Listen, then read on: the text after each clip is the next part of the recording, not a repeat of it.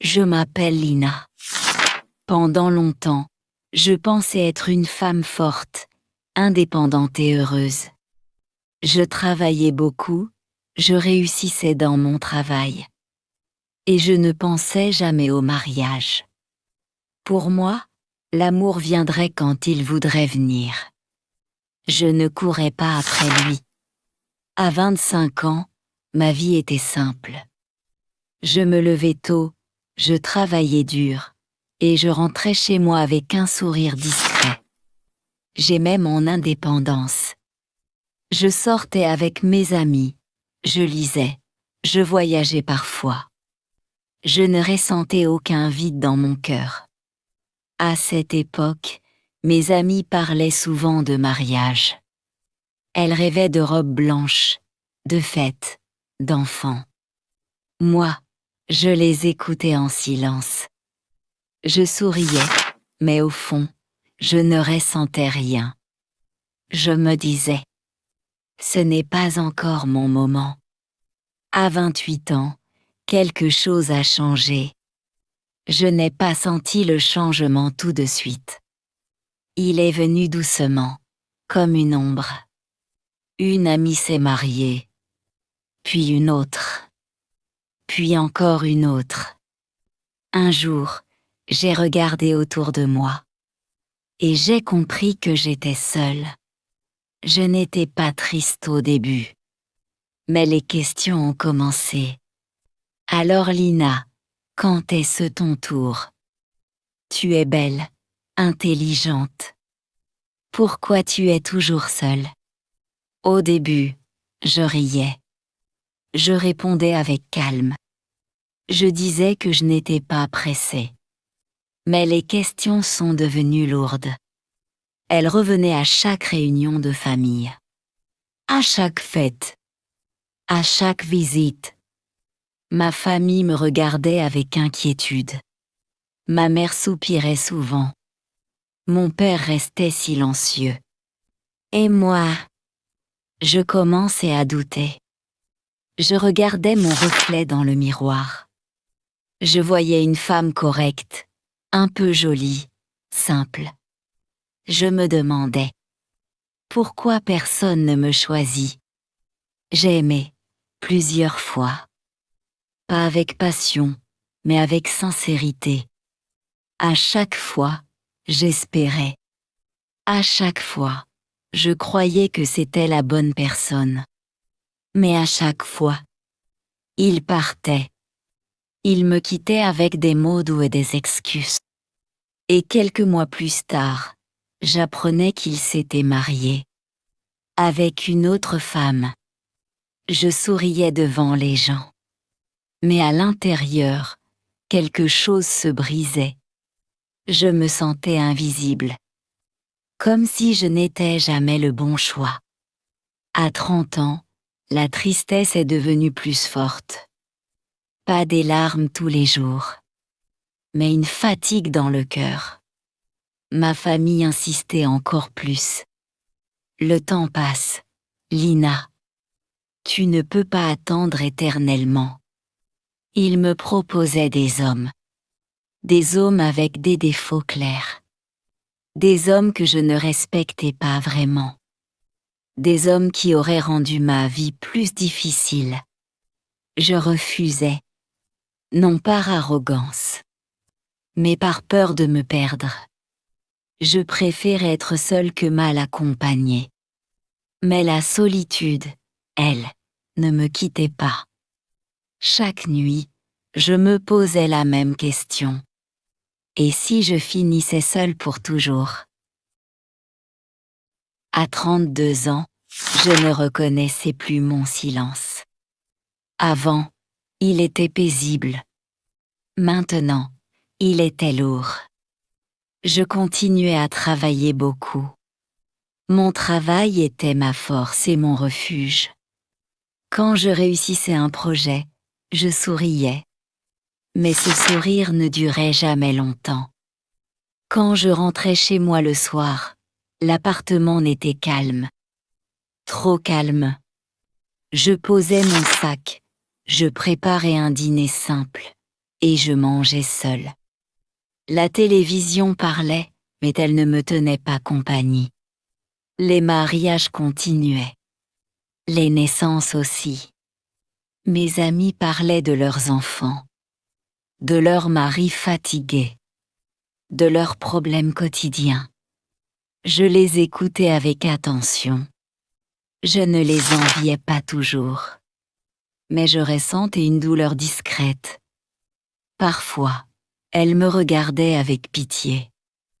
Parfois avec incompréhension. Tu es encore libre. Quelle chance, disait-elle. Mais dans leurs yeux, je voyais autre chose. Je voyais une question silencieuse. Pourquoi elle est encore seule? Ma famille devenait plus dure, plus directe. Lina, tu n'es plus jeune. Tu es trop exigeante.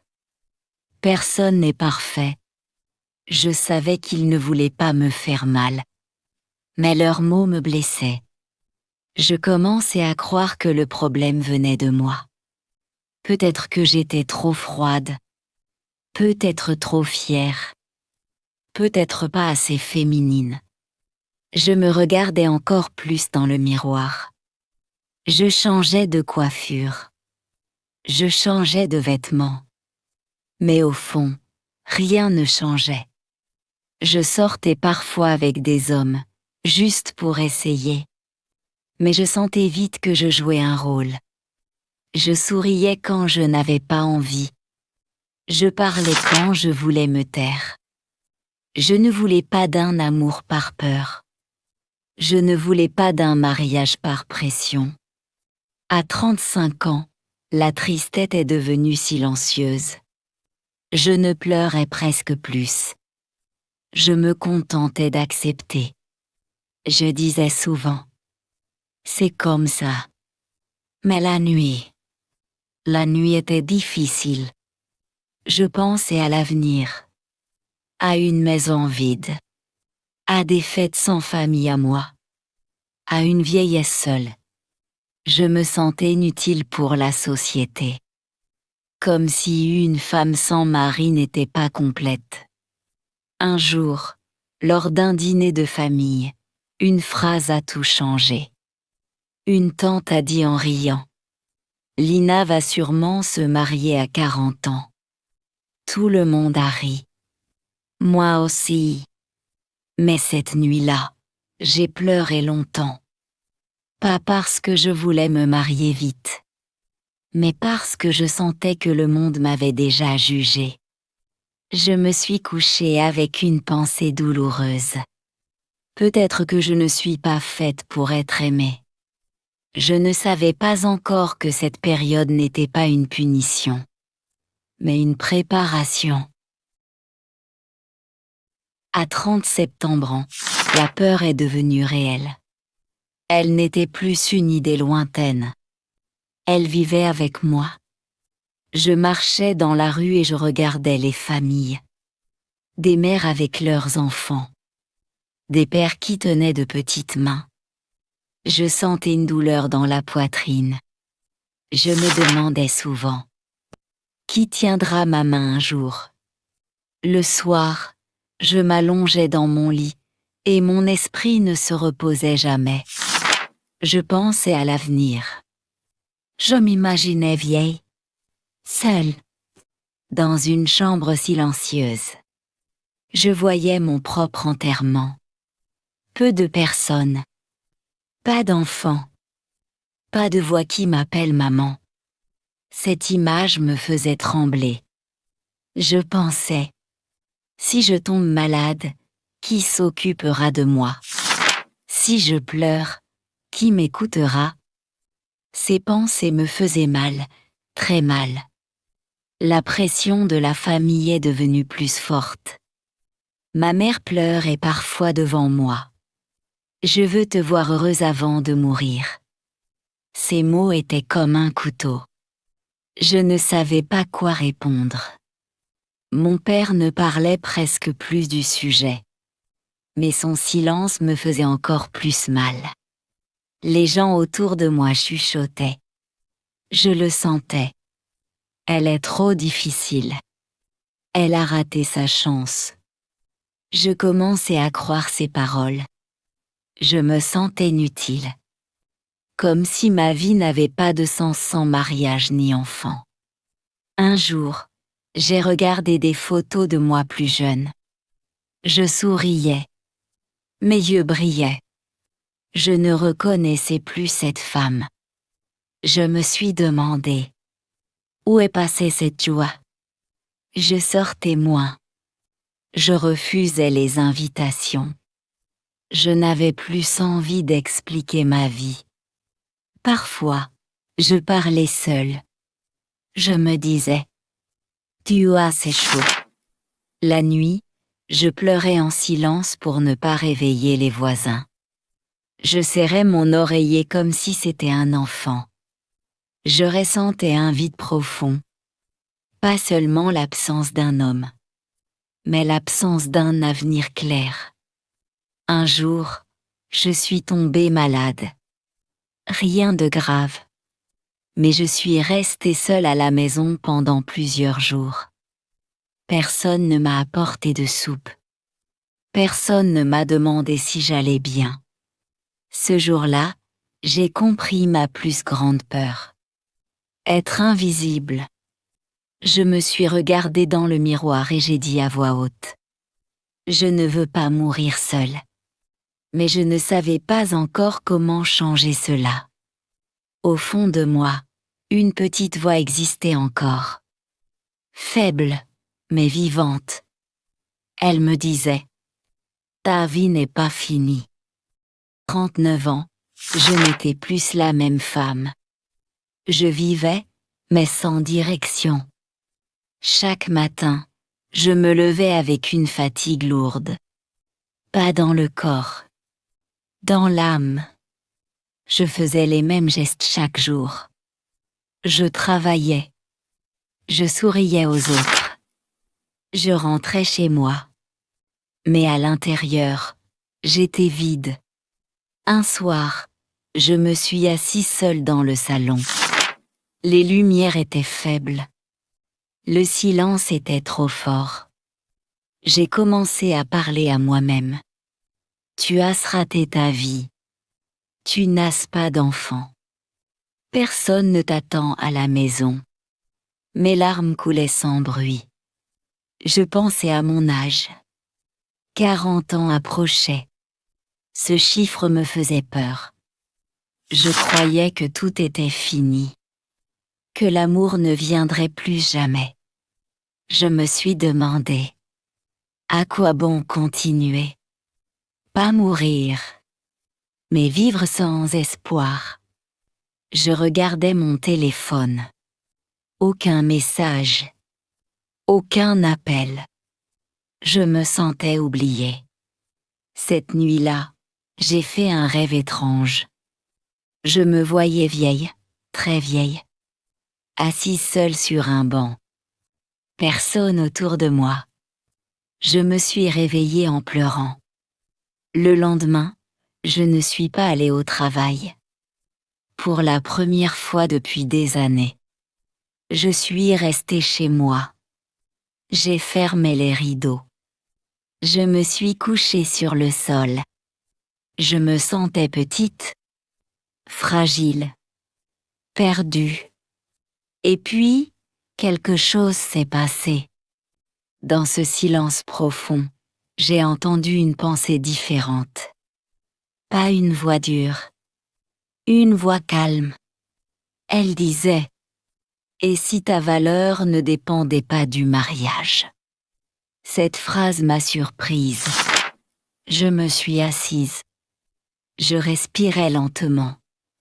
Je me suis demandé, « Et si je n'étais pas cassée ?»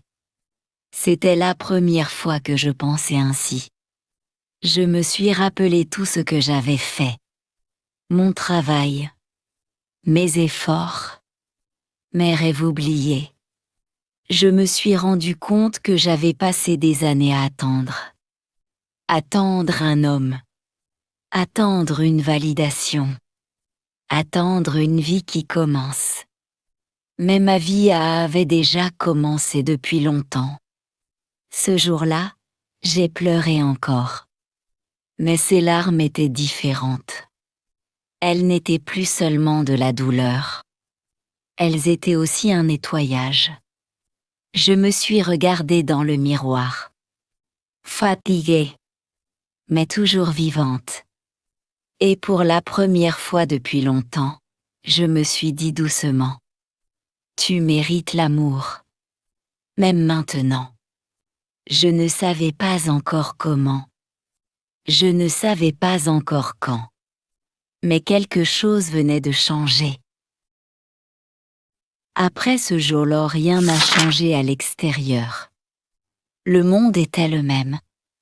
Les gens aussi. Mais à l'intérieur, quelque chose bougeait. Je ne me suis pas réveillée heureuse.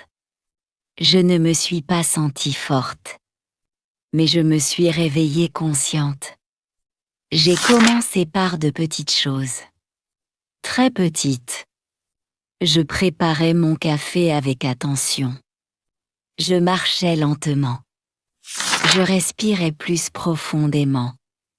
Je me parlais autrement. Quand une pensée dure arrivait, je la regardais. Je ne la croyais plus immédiatement. Je me disais: cette pensée n'est pas la vérité. J'ai arrêté de me comparer. Pas complètement, mais un peu plus chaque jour. J'ai accepté d'aller seule au restaurant, au cinéma, en promenade. Au début, c'était difficile. Je pensais que tout le monde me regardait, que tout le monde jugeait. Mais personne ne me regardait vraiment. Les gens vivaient leur propre vie. Un jour, je me suis offert un petit cadeau. Rien de cher. Juste quelque chose pour moi. J'ai souri. Ce sourire était réel. J'ai aussi commencé à dire non. Non aux propositions que je ne sentais pas. Non aux paroles blessantes. Non aux réunions qui me faisaient mal. Ma famille était surprise. Tu changes. Et je changeais. Je n'expliquais plus ma vie. Je la vivais. Les nuits sont devenues plus calmes. Je dormais mieux. Même seule. Je ne serrais plus mon oreiller comme un enfant abs. Je le posais simplement près de moi. Je pensais encore à l'avenir. Mais sans panique. Je me disais: si l'amour vient, tant mieux. S'il ne vient pas, je ne suis pas finie. Cette pensée me faisait du bien. Un jour, en marchant dans un parc, j'ai regardé le ciel. Il était clair. Calme. Je me suis sentie libre. Libre du regard des autres. Libre du temps. Libre de la peur. Je ne savais pas encore que cette paix attirait quelque chose de nouveau. Je ne savais pas encore que la vie me préparait une surprise. Mais je sentais que je n'étais plus en retard. J'étais exactement là où je devais être. Je ne cherchais plus l'amour. Et c'est exactement à ce moment-là qu'il est arrivé. C'était un après-midi simple. Je marchais dans une librairie, sans but précis. J'aimais le silence de cet endroit. Il me rassurait. Je regardais un livre quand une voix calma parlait derrière moi. Excusez-moi. Vous avez déjà lu ce livre? Je me suis retournée. J'ai vu un homme élégant, mais discret. Son regard était doux. Son sourire tranquille. Je n'ai pas senti de peur. Pas de stress. Juste de la tranquillité. Nous avons parlé quelques minutes. De livres. De voyages. De la vie. Il s'appelait Adam. Il ne posait pas de questions personnelles. Il n'essayait pas d'impressionner. Il écoutait vraiment. Quand nous nous sommes quittés, je n'ai rien attendu. Je n'ai pas rêvé. Je n'ai pas espéré. Mais il m'a demandé mon numéro. Les jours suivants, nous avons parlé doucement. Sans pression. Sans promesse. Il était respectueux. Présent. Stable. Un jour, il m'a invité à marcher près de la mer. Il parlait avec simplicité. Il parlait de son travail, de ses responsabilités. J'ai compris qu'il était très riche. Il n'en parlait jamais avec fierté. Il parlait surtout de liberté et de paix. Il ne me demandait pas pourquoi je n'étais pas mariée. Il ne me jugeait pas. Il me regardait comme une femme complète. Pas comme un problème à résoudre. Avec lui, je n'avais pas besoin de jouer un rôle. Je pouvais être silencieuse. Je pouvais être vraie. Un jour, il m'a dit calmement. J'aime les femmes qui se connaissent. Ces mots ont touché mon cœur. Je n'étais plus pressée. Je ne voulais rien forcer. Pour la première fois, l'amour n'était pas une urgence. C'était un choix. Je sentais que ce que j'avais vécu avant, l'attente, la solitude, la douleur, tout cela m'avait préparée. Je n'étais plus une femme qui demandait à être aimée. J'étais une femme prête à partager. Je ne ressentais plus la peur habituelle. Ce n'était pas un amour bruyant ou pressé. C'était un amour stable, sûr, profond. Il avançait vite quand il fallait décider. Mais il prenait toujours le temps de m'écouter. Il était poli dans ses paroles, respectueux dans ses gestes, et calme dans sa présence. Je me sentais en sécurité à ses côtés. Pas seulement aimée, mais comprise. Il ne me demandait jamais de changer. Il ne comparait pas mon passé à mon présent. Il respectait mon travail, mon indépendance, et surtout ma fatigue. Quand je rentrais tard, épuisée, il ne se plaignait pas. Il me regardait avec admiration, comme si chaque effort que j'avais fait dans ma vie avait un sens. Il me disait souvent, avec une voix douce, « Tu as beaucoup porté seul. Maintenant, je suis là. » Ces mots entraient profondément dans mon cœur. Un soir, je me suis assise seule, face à la fenêtre. La ville était calme. La lumière était douce. J'ai pensé à toutes ces années où l'amour semblait loin, à toutes ces portes fermées, à tous ces hommes qui partaient sans regarder en arrière. Et pour la première fois, je n'ai ressenti aucune colère. Je me suis dit lentement, clairement, chaque fois que quelque chose s'éloignait de moi. Ce n'était pas une perte. C'était la vie qui me préparait. Elle m'apprenait à m'aimer, à me respecter, à ne plus accepter moins que ce que je mérite. Je n'aurais jamais imaginé qu'un homme comme Adam devienne mon mari. Jamais. Un homme sûr de lui, rapide dans ses décisions, mais tendre dans son amour. Un homme qui m'aime sans me diminuer, qui me respecte sans condition, qui voit mes efforts, mon passé et mon courage. Quand il m'a demandé de l'épouser, je ne me suis pas sentie sauvée. Je me suis sentie choisie. Le jour du mariage, je marchais lentement, comme une reine qui connaît sa valeur. Je n'avais rien à prouver, rien à expliquer, J'étais fière de moi, de mon chemin, de mon âge.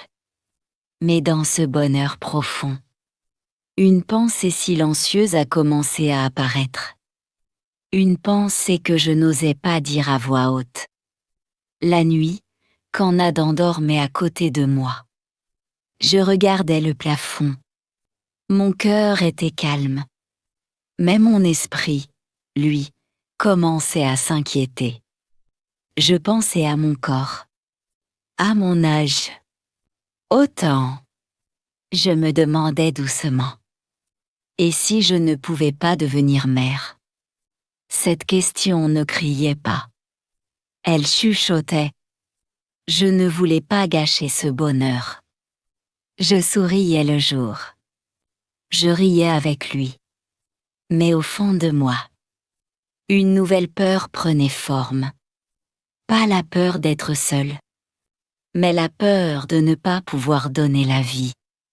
Je posais parfois ma main sur mon ventre, en silence, avec espoir et avec doute. Je ne savais pas encore si cette peur était réelle, ou simplement une trace de toutes ces années d'attente. Je ne savais pas encore ce que la vie me réservait après ce mariage. Mais je sentais que le chemin n'était pas terminé. Il changeait seulement de direction. Mariage, ma vie était belle. Vraiment belle. La maison respirait la paix. Les matins étaient doux. Les soirs étaient chaleureux.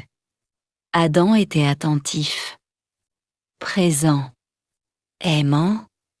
Il préparait le café pendant que je me reposais. Il m'écoutait parler de mon travail. Il respectait mes silences sans jamais les forcer. Parfois, je le regardais en secret et je pensais: comment n'ai-je pu attendre si longtemps pour une vie comme celle-ci? J'étais heureuse. Mais mon bonheur était fragile. Pas à cause de lui, à cause de moi. Quand les gens nous demandaient: alors, les enfants, c'est pour quand? Je souriais. Toujours. Inch'Allah. Mais mon cœur battait plus vite. La nuit, quand tout était calme, mes pensées revenaient. Je pensais à mon âge. 40 ans. Un chiffre qui résonnait dans ma tête. Je pensais aux années passées. Au choix. Au temps. Je me demandais si mon corps était encore capable. Si la vie allait encore m'offrir ce cadeau. Je ne voulais pas en parler à Adam. Pas encore. Je ne voulais pas transformer notre bonheur en inquiétude. Je ne voulais pas lui y donner une peur qu'il n'avait pas. Je posais parfois la main sur mon ventre. Je fermais les yeux. Je respirais lentement. Je murmurais: s'il te plaît. Mais je ne savais pas à qui je parlais. À Dieu? Au destin? À mon propre corps? Chaque mois devenait une attente silencieuse. Un espoir discret. Puis une déception cachée. Je faisais attention à mon visage. Je ne laissais rien apparaître. Je continuais à rire. À vivre. À aimer. Mais à l'intérieur, je comptais le temps. Je regardais Adam jouer avec les enfants de nos amis. Il était patient. Doux. Naturel. Mon cœur se serrait. Je pensais: il ferait un père merveilleux. Et cette pensée me fait à la fois sourire et trembler. Parfois, je me sentais coupable. Coupable d'être heureuse. Coupable d'avoir peur. Je me disais: tu as déjà tant reçu. Pourquoi vouloir encore? Mais le désir d'être mère ne me quittait pas. Il était calme, profond, ancré. Je n'avais pas peur de ne pas être aimé. J'avais peur de ne pas pouvoir donner. Je ne savais pas encore comment parler de cette peur. Je ne savais pas encore si je devais la partager ou la garder. Je savais seulement une chose. Même dans le bonheur, le cœur d'une femme peut porter des questions lourdes. Et cette histoire n'était pas encore arrivée à sa vérité. Soir, je me suis assis seul. La maison était calme. Adam dormait déjà. Je me suis regardé dans le miroir, longtemps. Pas pour chercher un défaut, mais pour me rassurer. J'ai posé ma main sur mon cœur. Et j'ai commencé à me parler doucement. Combien d'années j'ai attendu un mari? Beaucoup d'années. Des années de silence, de peur, de larmes cachées. Et pourtant, le mari est venu. Il est venu quand je n'y pensais plus. Il est venu d'une manière que je n'avais jamais imaginée. Un homme gentil, un homme qui m'aime, qui me respecte, qui me valorise, qui fait attention à moi, à mes paroles, à ma fatigue. Je me suis souri.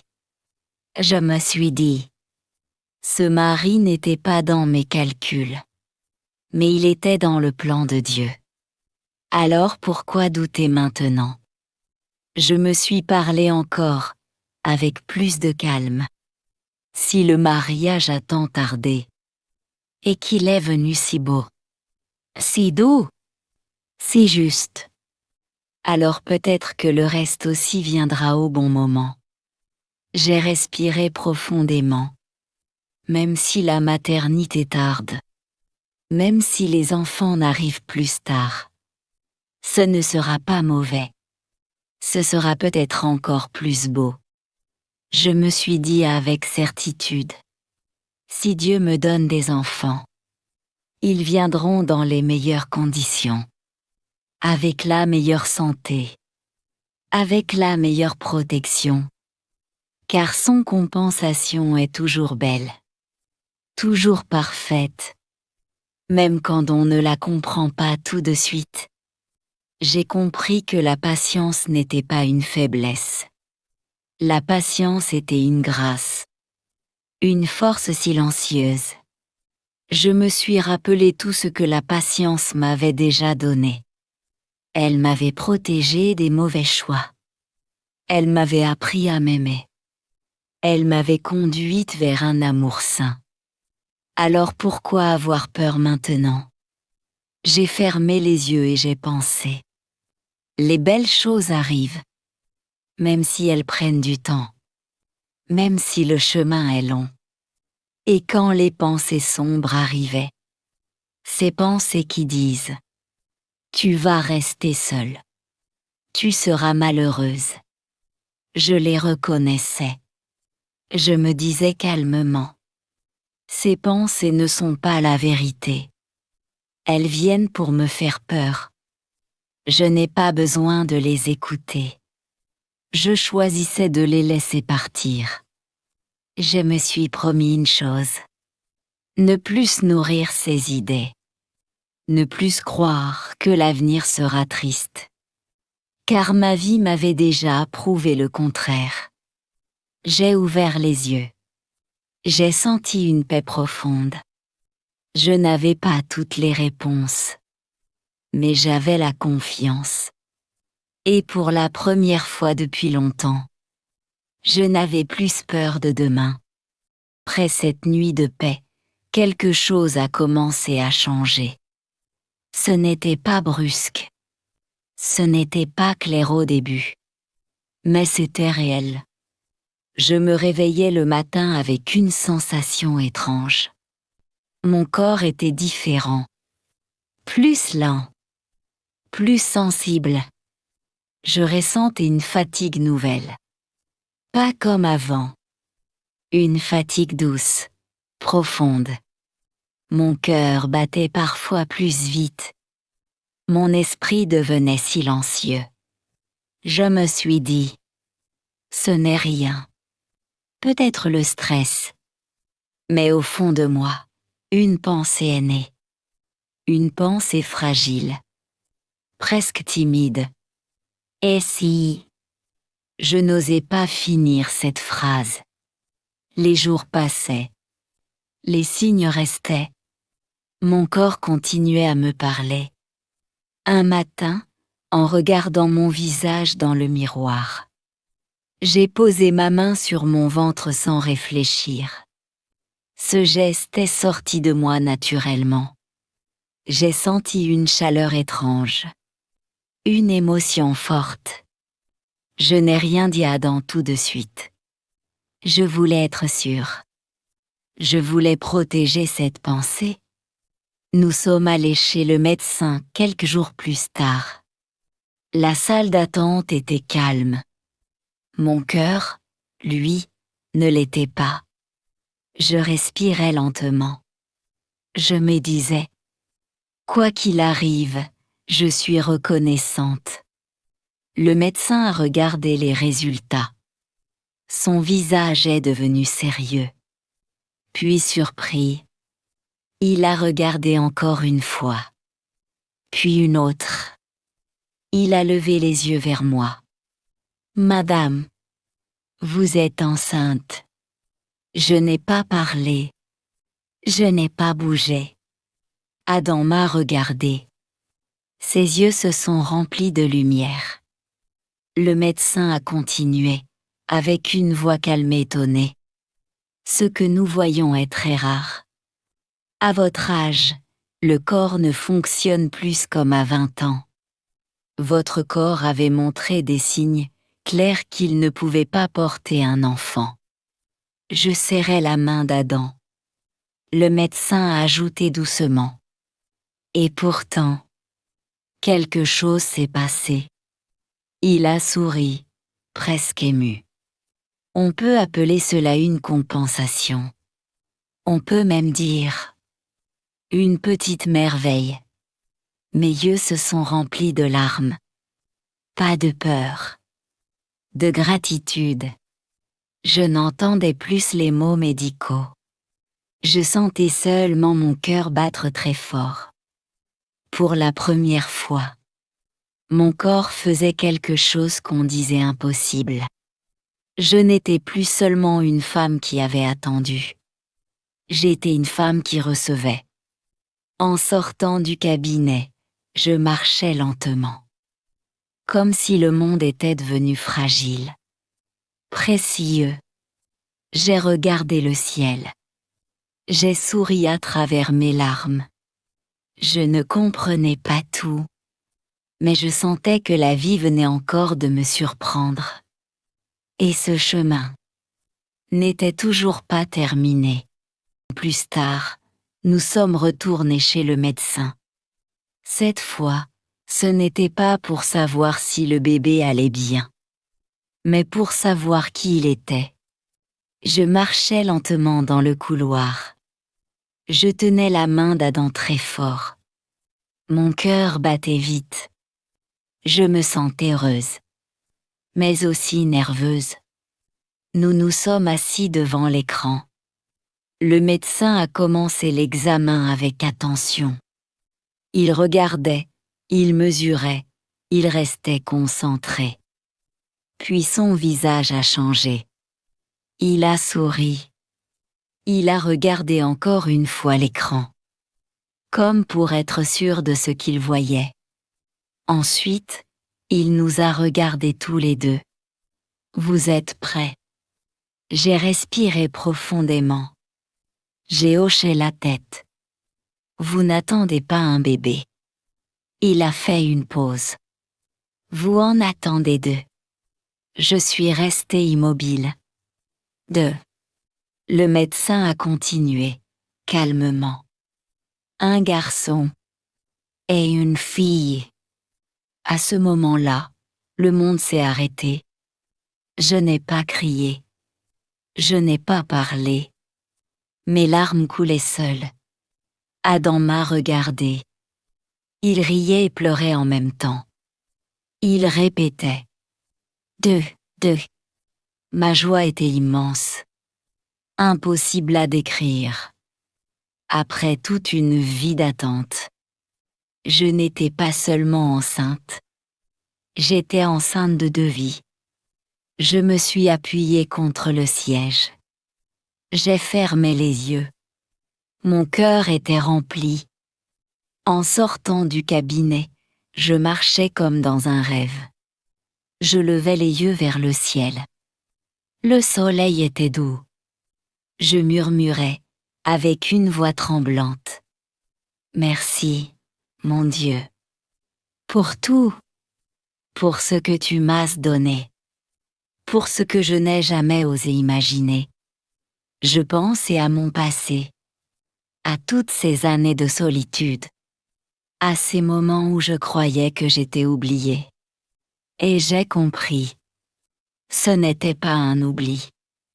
C'était une préparation. Je me suis parlé avec fierté et gratitude. Après une longue attente, j'ai reçu un mari que personne n'aurait choisi pour moi, mais qui était parfait pour moi. Et maintenant, je porte 2 enfants, un garçon et une fille. Je pensais à ma famille, à ceux qui étaient plus jeunes que moi et qui se sont mariés tôt, à ceux de mon âge, à mes amis. Beaucoup d'entre eux ont vécu une vie normale, des mariages ordinaires. Certains ont connu la violence, d'autres le divorce, d'autres la trahison. Je ne les jugeais pas, mais je reconnaissais la vérité. Moi, je me sentais comme une reine. Je me suis dit avec calme et certitude tout ce que je dis. Et même avant que je le dise, viens à moi, sans effort, sans peur. Ce n'était pas de l'orgueil. C'était la récompense. La récompense de toutes ces années de patience, de silence, de confiance. Je n'avais jamais perdu l'espoir. Même quand j'étais fatiguée. Même quand j'avais peur. Et maintenant, la vie me montrait clairement. Ce que j'avais vécu n'était pas inutile. C'était le prix. Et voici le cadeau. Aujourd'hui, quand je regarde ma vie, je souris. Pas un sourire rapide. Un sourire plein. Je pense à la femme que j'étais. Fatiguée. Inquiète. Pleine de questions. Je pense à toutes ces années où j'ai attendu. Où j'ai cru que j'étais en retard. Où j'ai pensé que la vie m'oubliait. Mais la vie ne m'oubliait pas. Elle me préparait. Elle m'apprenait la patience. Elle m'apprenait la confiance. Elle m'apprenait à m'aimer avant tout. Aujourd'hui, j'ai un mari qui m'aime vraiment. Un homme doux, respectueux, présent. Et dans mon ventre, il y a 2 vies. Un garçon et une fille. Un miracle que je n'attendais plus. Je lève souvent les yeux vers le ciel. Je remercie Dieu pour chaque chose, même pour les douleurs passées. Car sans elle, je ne serais pas là. Je comprends maintenant que le retard n'était pas une punition. C'était un cadeau caché. Je n'ai jamais perdu l'espoir. Même quand j'étais fatiguée. Même quand j'avais peur. Et aujourd'hui, je peux le dire avec certitude. La patience est une grâce. La confiance est une force. Et la compensation de Dieu est toujours belle. Ma vie a commencé quand j'ai arrêté de douter. Quand j'ai cru. Quand j'ai attendu avec foi. Et maintenant, je vis sans paix. Message final. Même si tout tarde. Même si le chemin est long. N'abandonne jamais. Ce qui t'attend peut être plus beau que tout ce que tu imagines. Fin. Avant de partir, abo à la chaîne. Cette chaîne est faite pour vous aider à apprendre le français doucement. À travers des histoires vraies, profondes et pleines d'espoir. Chaque vidéo vous apporte des nouveaux mots, une meilleure compréhension et plus de confiance pour parler français. Si cette histoire vous a touché, si elle vous a donné de l'espoir ou du courage, alors snus en vous abonnant. Activez la cloche pour ne rater aucune nouvelle histoire. Le plus beau reste à venir. Merci d'être là.